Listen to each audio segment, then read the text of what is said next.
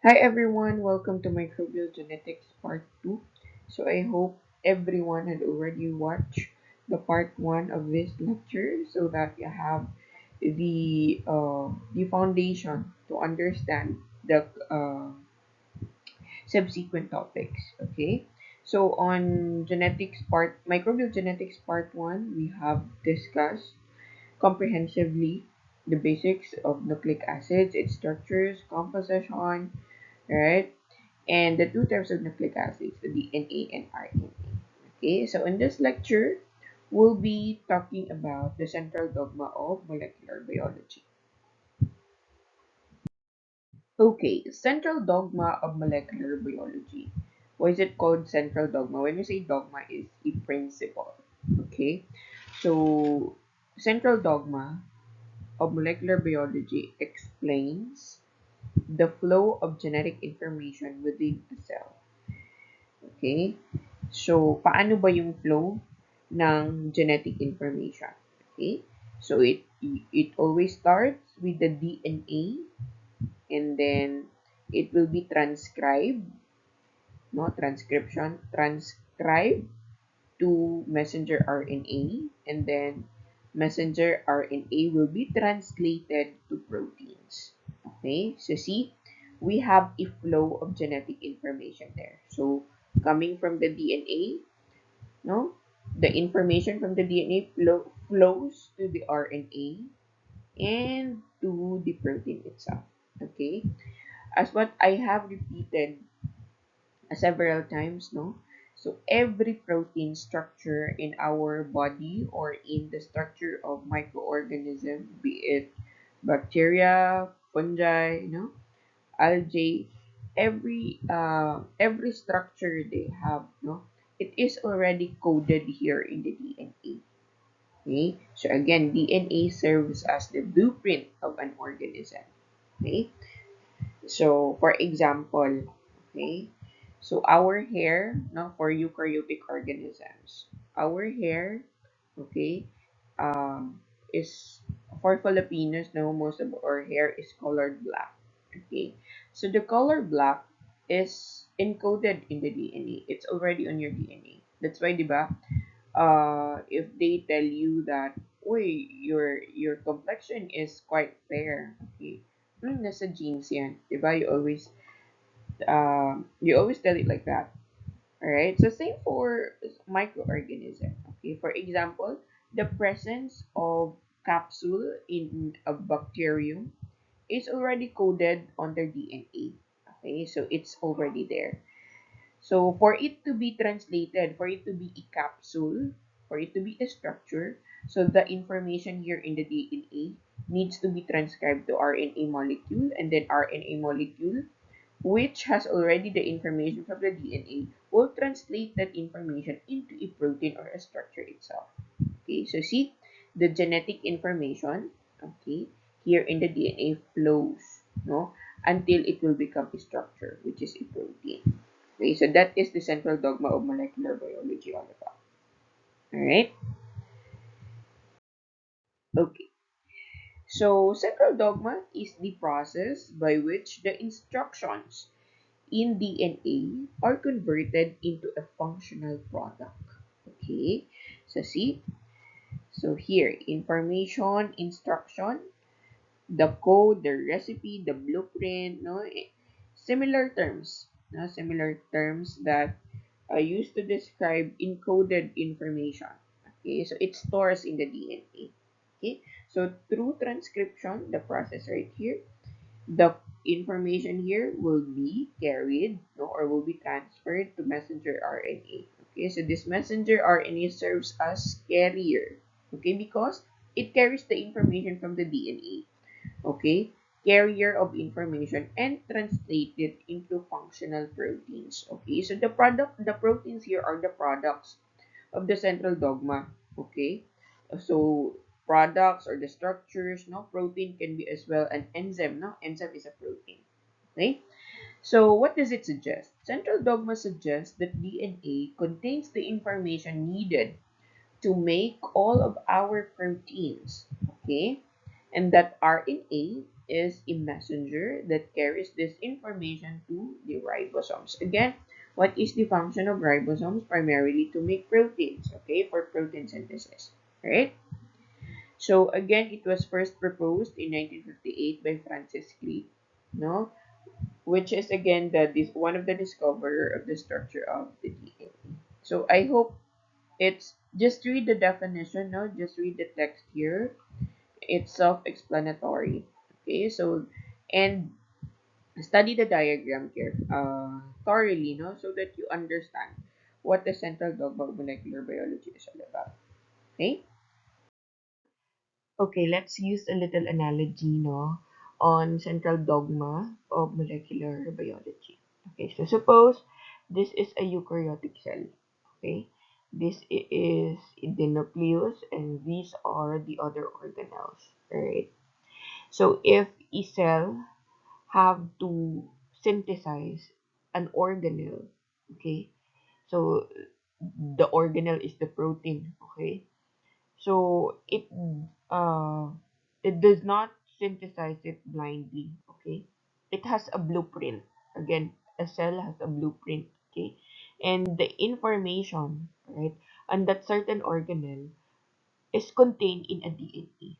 Okay, for example, the organelle that the cell needs to synthesize is an extra what we call this, an extra lysosome. Okay, all right, lysosome is responsible for phagocytosis, right? So for example, the eukaryotic cell a encounter a bacterium, no, or microorganism that is harmful, and it needs to be phagocytosed, diba? So it needs an extra lysosome. Again, the cell needs extra lysosome, so it has to be synthesized. Okay, so in order for a cell to synthesize it, okay, it, um, it, it needs to get the information here in the DNA. Okay, so the DNA, again, DNA molecule is a very, very long molecule, right?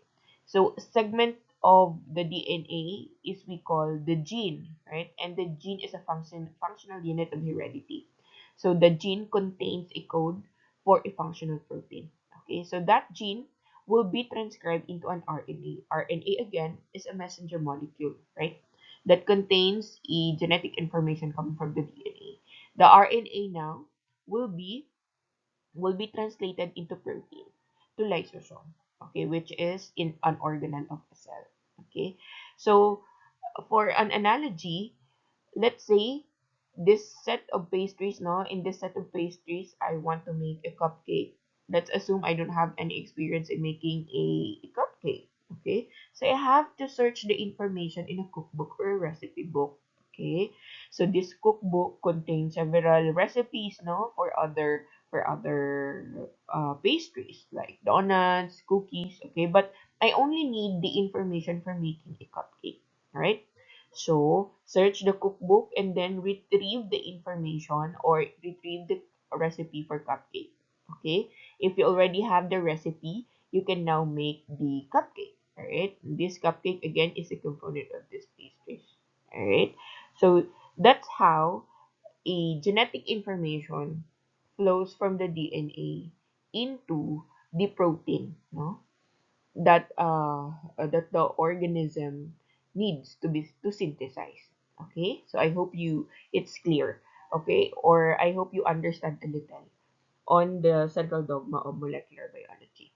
Okay, let's now proceed to DNA replication. Okay, again, central dogma has three processes.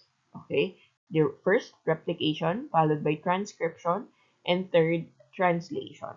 Okay, so let's discuss first DNA replication. Okay? Okay. So, bakit kailangan mag-replicate ng DNA molecule? Okay?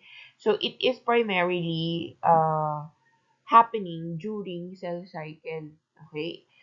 The cell divides. Okay? It multiplies. Okay? So, when a mother cell divides, it divides into two daughter cells. Okay? So, that two daughter cells contain the exact replication or the exact copy of a DNA molecule from the mother cell. Okay? So dapat walang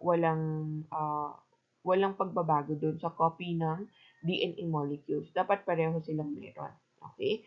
So ano bang nangyayari during cell cycle? So cell cycle is a series of growth and development steps a cell undergoes between its formation by the division of a mother cell and its division to make two new daughter cells. Okay? So the process starts from G0. Okay, G0 is a cell non-dividing cell. Okay, it will then progress to G1 phase. Okay, what happened during G1 phase? The cell metabolically active duplicates organelles and cytosolic components and start replicating centrosomes. Okay, so again, this single cell will divide into two. Okay, so during G1, it's a preparation phase. Okay, so again, it duplicates everything because the cell will be divided into two. Okay, so each cell contains exact copy of the information of the mother cell. Okay, so after G1 phase, it will then go to S phase. Okay, S meaning synthesis. Okay, this is where the DNA is replicated. Okay, during S phase. Okay, again, why is it uh, why is it important for the DNA to be replicated? Because it needs to be passed to the daughter cells. The exact information or the exact DNA copy of the DNA molecule of a cell needs to be passed to the daughter cells. Okay, so it will take 6 to 8 hours now to replicate the entire DNA molecule of a cell. All right. So after 8 hours, okay, the cell from S phase now proceeds to G2 phase. Okay, anong nangyayari during G2 phase? The cell growth continues, enzymes and other proteins are synthesized, and replication of centrosome is already completed. Okay, once the preparation stages of the cell is already completed, it will now undergo the mitotic phase. No, this is where the division happens. No, as in the mother cell produce two daughter cells. Okay, so these are the phases of mitotic phase, the prophase, metaphase, anaphase, and telophase. Okay, so once here in the telophase, dito na talaga magkakaroon or magsa-separate yung mother cell into two daughter cells. Okay? So again, these two daughter cells contain the exact copy of the other cell. Okay? So kaya sila daughter cells, no? They are actually twin, no? Whatever the composition of the mother cell, yun din yung composition ng mga daughter cells. Okay? That's why DNA needs to be replicated because it will be passed to the two daughter cells. Okay? So next, let's now describe the process of DNA replication. Okay, so DNA to DNA because we will be duplicating a DNA molecule. Okay, so the end product of this process is the exact copy of the parent molecule. Okay, so again, the main function is to transfer genetic information from parent to progeny, parent cell to daughter cells. Okay, so the daughter cells after the process must have the exact copy of the DNA of the mother cell. Alright, so it occurs during the S phase of the cell cycle. DNA replication is said to be a semi-conservative process. Okay, why? Why is it not conservative, purely conservative, or non-conservative at all? Now, DNA replication, each strand of the mother DNA molecule serves as a template for complementary daughter strand.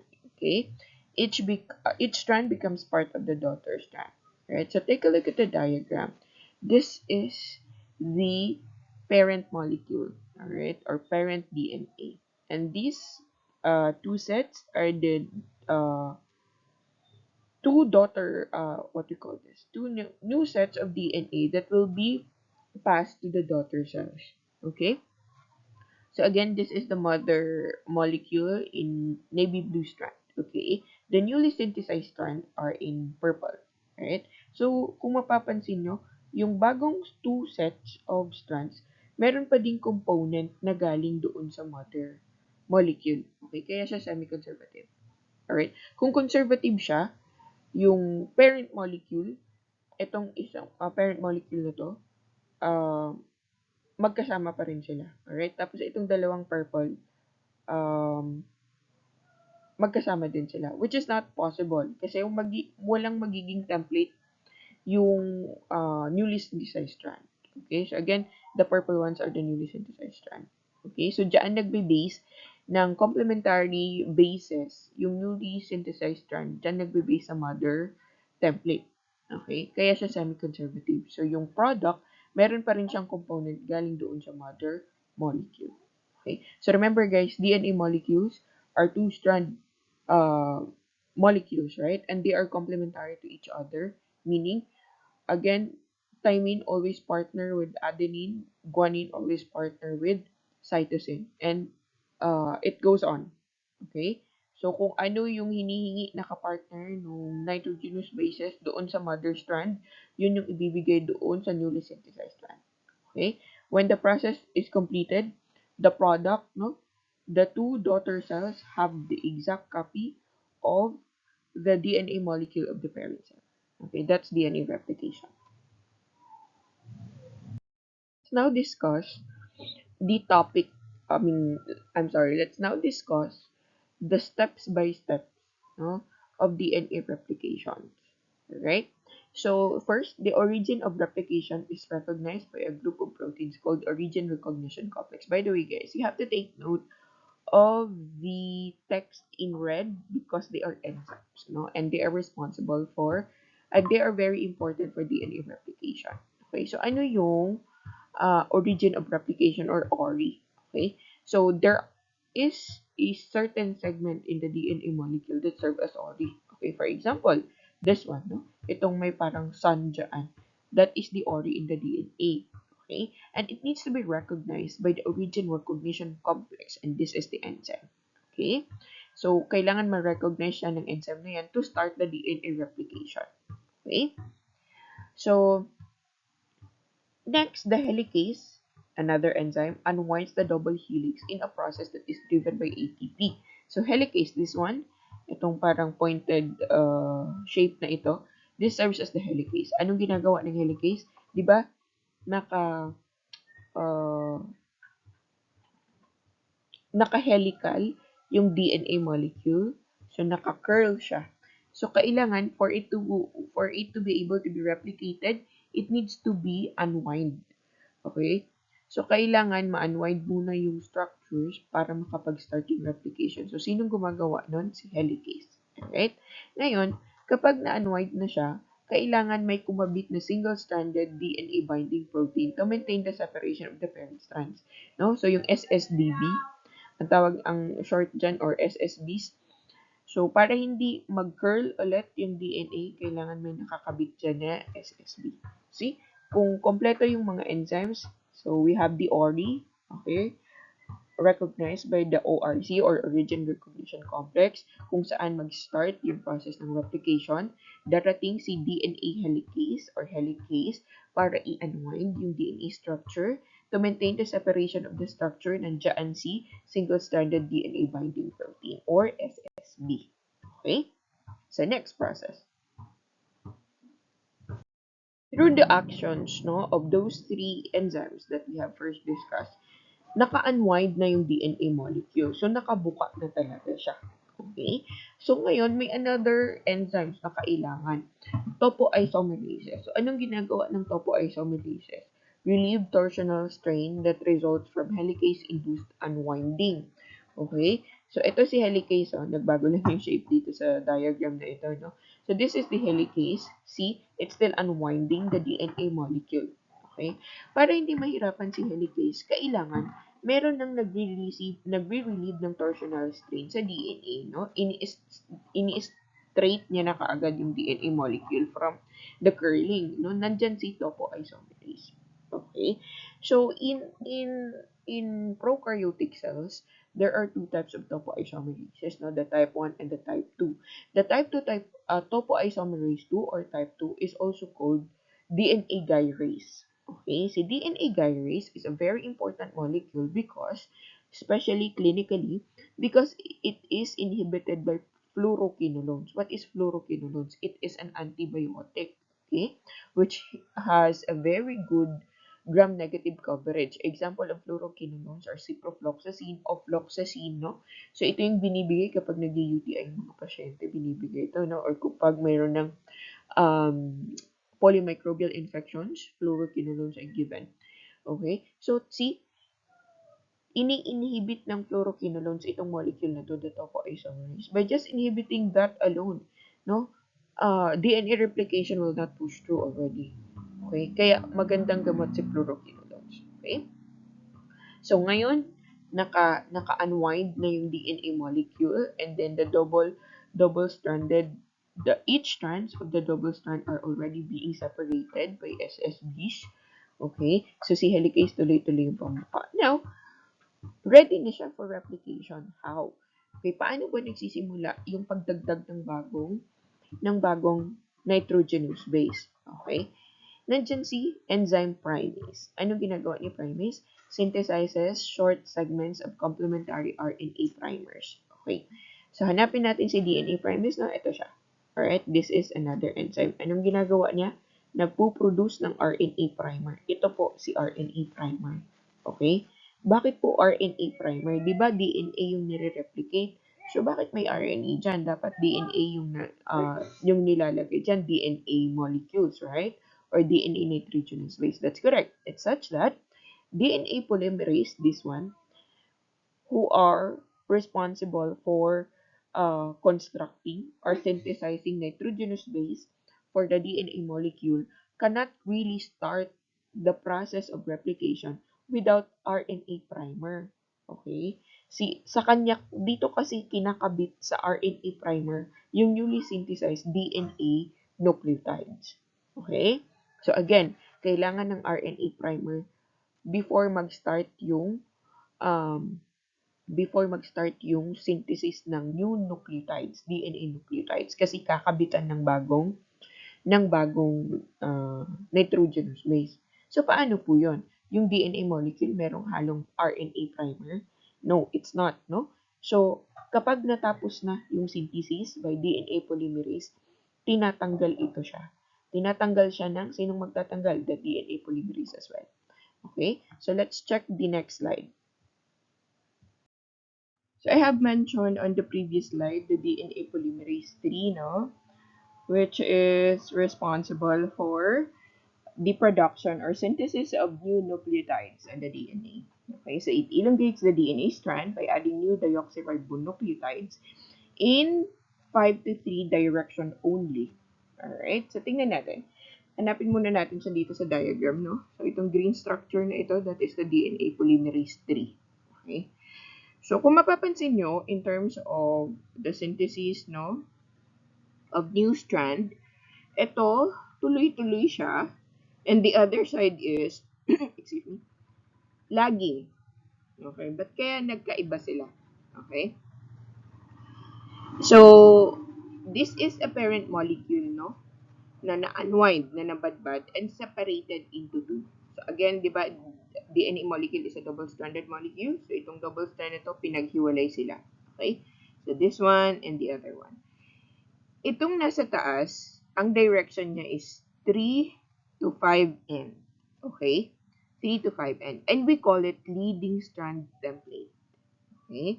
So, on the other strand, okay, itong nasa baba, ang direction niya is 5 to 3N. So, magkaiba sila. And we call it lagging strand template. Leading strand template because the synthesis of the new synthesized strand is continuous. Okay? Continuous siya. Bakit kaya continuous? Because the capability of DNA polymerase 3 to synthesize new nucleotides is directed 5 to 3N, no? And the leading strand template complements, okay, complements that strand, okay? Again, DNA molecule are anti-parallel, okay? So, kung 3 to 5 end, yung direction ng leading strand template, yung magiging complement strand niya is directed 5 to 3 end. Okay? And that is the orientation of the DNA polymerase tree. Makakapag-synthesize lang siya ng bagong strand always in 5 to 3 direction. Okay? Kaya siya tuloy-tuloy kasi the template is complementary, no, to the 5 to 3 end. Okay? So tuloy-tuloy siya. So again, when we say leading strand template, it is always directed 3 to 5 end. Okay?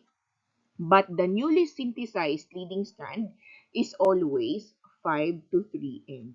Okay? Kasi si DNA polymerase, yun lang yung kaya niyang direction sa pagsisynthesize ng bagong nucleotides. Always 5 to 3 direction only. Okay? So tandaan niyo yun ha. Leading strand template is always 3 to 5 end. Leading strand, newly synthesized leading strand is always 5 to 3 end. Okay? Alright. So, tignan natin yung other strand. Okay? So, sabi natin kanina, yung 5 to 3 end na galing sa mother molecule is we call the lagging strand template. Paano kaya siya naging lagging? So, kung titignan nyo, mukha talaga siyang naglalag, di ba? Hindi naman siya tuloy-tuloy. Unlike dito sa taas, no? Isang direction lang tuloy-tuloy. Ito mukhang hindi. No? At saka bakit? Dito nag-start sa end na to si DNA polymerase. Bakit hindi dito sa dulo, katulad nung dito sa taas? Okay? Ang nangyari kasi, again, no, itong laging strand template natin, ang direction niya is 5 to 3 end. 5 to 3 end. Okay? And dapat ang magiging kapartner niya is 3 to 5 end na newly synthesized strand, right? Again, they are anti-parallel. So, dapat opposite strand yung magiging kapartner niya. Dapat 3 to 5 end. Anong direction ng pag-synthesize ng bagong nucleotides ni DNA polymerase 3? It is always 5 to 3 end. So, hindi siya pwedeng mag-start dito kasi 3 end dapat yung nandito, nakapartner ni laging strand template. Kaya dito siya nag-i-start kasi 5 to 3 ito. Okay, dito yung 5 end, dito yung 3 end. Okay, so dito siya nag-start sa loob. Ngayon, hindi siya tuloy-tuloy katulad nito kasi pabaliktad yung trabaho niya. Kaya ang tawag natin dito sa putol-putol na fragment na ito is Okazaki fragment, and the strand itself is lagging. Kasi hindi continuous yung pag-synthesize ng bagong DNA strand. Okay? So again, sabi natin, kailangan ni DNA polymerase 3 ng RNA primer para mapagkabitan ng bagong DNA nucleotides, right? So, sinong nagpo-produce ng RNA primer? Si primase. So, see, merong primer dyan, merong primer dito. Kasi nga, kailangan hindi tuloy-tuloy yung pag-synthesize. Putol-putol siya. So, kapag natapos ni DNA polymerase 3, yung pagdagdag ng bagong nucleotides dito, aabot lang dyan sa bagong primer, tatalon naman siya dito to add new nucleotide. So, tuloy-tuloy siya. Kung mapapansin nyo, again, this is a DNA molecule. Merong nakahalong RNA molecule dito sa DNA. Is it okay? During the process of replication, it's okay. But after the process of replication, it will be cut. Okay? Tatanggalin naman siya. Okay? So, sino yung nagtatanggal ng RNA primer? Dito sa, dito, no? Sa, tawag dito? Sa strand na ito. DNA polymerase 1. It will be on the next slide. Alright? So, I just want you to realize, no? Or to process that after mabuo nito, so hanggang dito siya, si RNA primer tatanggalin. Okay? So, kaya tawag siya lagging kasi hindi tuloy-tuloy ha. Kaya lagging strand yung tawag. Okay. Ito na yung na-synthesize ng DNA polymerase 3 on the lagging strand. Okay? Kung mapapansin nyo, again, may naka-insert pa na RNA primers. Okay? Ayang mga blue na yan. Those are RNA primers. Ngayon, hindi naman pwedeng mag-stay dyan si RNA primer because it's not a DNA nucleotide. Okay? So, anong gagawin? Si DNA polymerase 1 removes the ribonucleotides using the 5 to 3 exonuclease. Okay? DNA polymerase 1 ha, removes the RNA primers here. Tatanggalin niya yun. Okay? So, ngayon, kapag tinanggal, may bungi-bungi yung DNA strand. So, anong gagawin? Si DNA polymerase 1 fills the gap with deoxyribonucleotides para maging continuous na siya. Okay? Since nag-insert siya ng mga bagong strands, meron niyang taga-dikit, no? Si DNA ligase. So, it seals the nick by catalyzing the formation of the last phosphodiester bond requiring hydrolysis of ATP. Okay? So, yun yung ginagawa ng mga enzymes. Again, so kapag na-replace na si RNA primer, no, ng bagong DNA nucleotides at na-seal na ni DNA ligase, now we already have two separate DNA molecules. Okay? Are they the exact copy of the mother DNA molecule? Yes. Okay? Kasi this is DNA replication. Okay? The product must be identical to the mother molecule. Okay? So I hope na-gets ninyo yung DNA replication. No? It is very technical, but it's easy. Once you understand it, it's very easy. Okay? So, ganun gumagawa ng bagong strands ng DNA. Alright? So, take a look at the example. Okay. So, this is our parent cell's DNA. Okay? So, again, anong direction ni leading strand template? It is always itong nasa baba. 3 to 5 end. Anong direction ni laging strand template? Si 5 to 3 end sa parent cell DNA. Okay, ngayon, paghihiwalayin natin itong dalawang strand. No? Sino nagse-separate? Sino nag-unwind ng DNA molecule? Si helicase. Right? So, pinaghihiwalay ni helicase yan. So, we now have a separated DNA strands. Okay? 5 to 3 end, this is the laging strand template. 3 to 5 end, this is the leading strand template. Okay, template siya kasi, bakit template ang tawag? Ginagayahan sila eh. No? Ginagayahan sila ng bagong strand, newly synthesized strand. Okay? So, ito yung parent cell, ito yung daughter cells. Alright? See?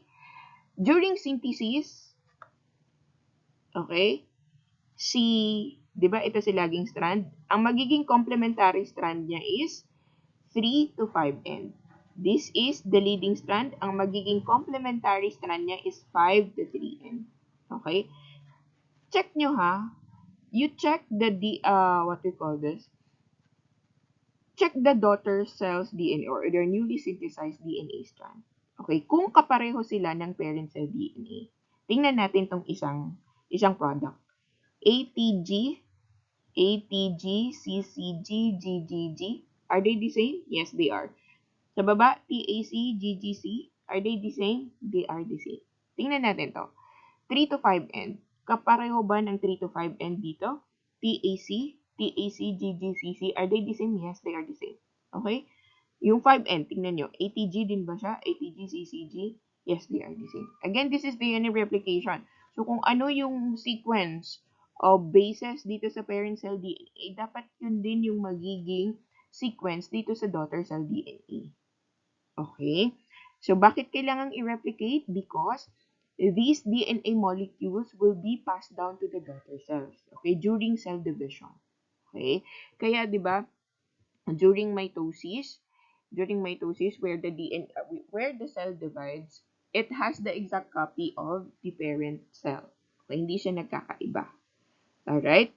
So, that's why this is the importance of DNA replication so that the information from the parent cell will be passed to the daughter cell. Okay? So, yun yung purpose ng DNA replication. So, ano yung mga kailangan yung tandaan? So, laging strand template is always 5 to 3 end. Okay? The newly synthesized laging strand is 5 to 3 end. Okay? Ito newly synthesized siya. I mean, itong 3 to 5 end is newly synthesized, right? Okay? So, dito, for example, ito lang ha. Ito sa daughter cells DNA sa taas. Paano ko malalaman kung sino dyan yung tawag dito, yung newly synthesized versus the old strand. Okay? Since, sabi natin, no, si laging strand is 5 to 3 ends. So, ito yung sa mother, yung sa taas. Okay? And the complementary strand is the newly synthesized one because it is directed 3 to 5 ends. Okay? Ito kanina, di ba, yung nauna nating tinaas is itong 3 to 5. So, this is the leading strand. And yung complementary strand niya, newly synthesized complementary strand, is directed 5 to 3 end. Bakit kasi siya leading strand? Because the direction of DNA polymerase, the direction of synthesis is always 5 to 3. Hindi niya kaya yung 3 to 5. Kaya siya continuous. As compared to the lagging strand, hindi kaya ni DNA polymerase mag-synthesize ng 3 to 5 end. Okay? Kaya dito siya nag-i-start sa kabila at putol-putol yun. Kaya lagging strand. Okay? So I hope you understand. If you have any questions, feel free to message.